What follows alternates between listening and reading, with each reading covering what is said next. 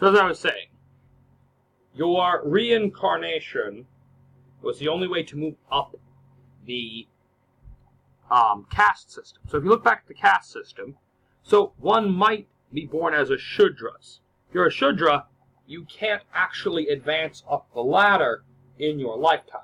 But if you do your dharma, if you did your duty, it was believed in your next life you might be a Vaishya or a Kshatriya or a Brahmin in that next life. Vice versa, if you were, say, a Brahmin and you didn't do your duty. So a good example is in the Bhagavad Gita, you have one of the warriors mentioned in the battle. He was born a Brahmin, but he was better as a fighter than as a priest, so he took up the life of a warrior. That would be an example of one not doing their dharma. Because if you notice, he's doing the work of a warrior class, the Christian, the Kshatras. This is important. So remember that whole idea, right? It's better to do the work of your own caste poorly than that of another caste well. Better to try and be a priest or a teacher, even if you're absolute garbage at it, than to do the work of a warrior if you're born as a Brahmin. So anyway, moksha. So moksha is a Sanskrit word meaning extinguishment, or to extinguish. And the belief in Hinduism was that when one reached a certain degree of enlightenment, they had this realization where they would understand their own individual identity is an illusion. Their Atman is an illusion. They're really one with Brahma. And at that point, they would cease to exist as an individual and would become one with the cosmic principle of Brahma. They would lose their individual identity. I say that in quotes because remember, an essential premise of Hinduism as a panentheistic religion is that you don't actually have an individual identity, that's an illusion, that you're really one with everything else. You simply think that you are a separate, finite being.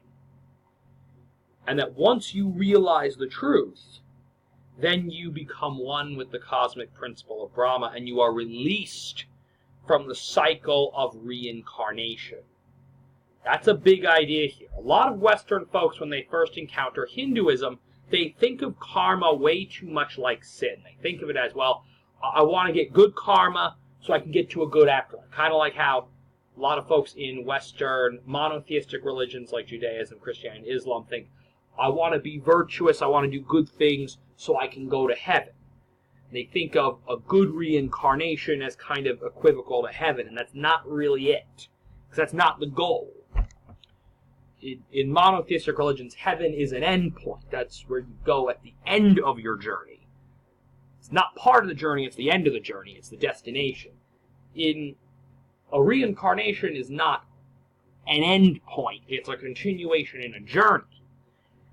For Hindus, the end of that journey is moksha, is that point of extinguishment, where you cease to exist as an individual and become one with Brahma.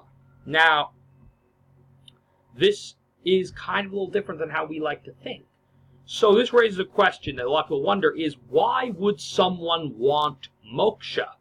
Why would someone want to cease existing as an individual? This is really difficult for a lot of Western folks to wrap their head around because we like our individual identity for the most part. So the idea that one would want to cease existing as an individual, for many of us, is kind of an alien idea. So let's dive into this a little deeper. So I'm going to ask you guys just for an experiment. I want you to list all the problems with the world, all the bad things that happen in this world. You don't got to say how many of them you know from personal experience or how many of them you know just from thinking or from stuff you've heard. Just list them off. Anything. List them down. Murder, loss of parents, hunger, starvation. Just list them down. Take a few minutes to do that.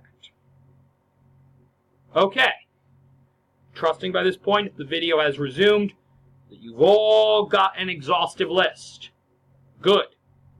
So, this is the issue. I want to ask you, how many of you would risk all of these evils multiple times? How many of you, you get through life, you got hit by some of these bad things, some of them you missed. You're really, really lucky, maybe you missed all of them. Very few people are lucky enough to miss all the bad things that happen in life. Everyone gets hit with a little bit of something. Some folks get really pummeled. But you get through it all. How many of you would risk a second round of all that? Any takers? For those of you who are saying no, that's the idea behind moksha. That every time you get reincarnated, even if it's in a better position, you're still leaving yourself open to all the evils in existence, all the bad stuff that can happen to you. So you don't want to keep getting reincarnated because you're just putting yourself into more and more heartache. Right? The idea is that you want to get off that wheel. You want to end this process and get to a point where you can't have anything bad happen anymore. Where you cease to feel like that individual. You just become one with the cosmic principle of the universe and you're gone. That's the whole idea of moksha.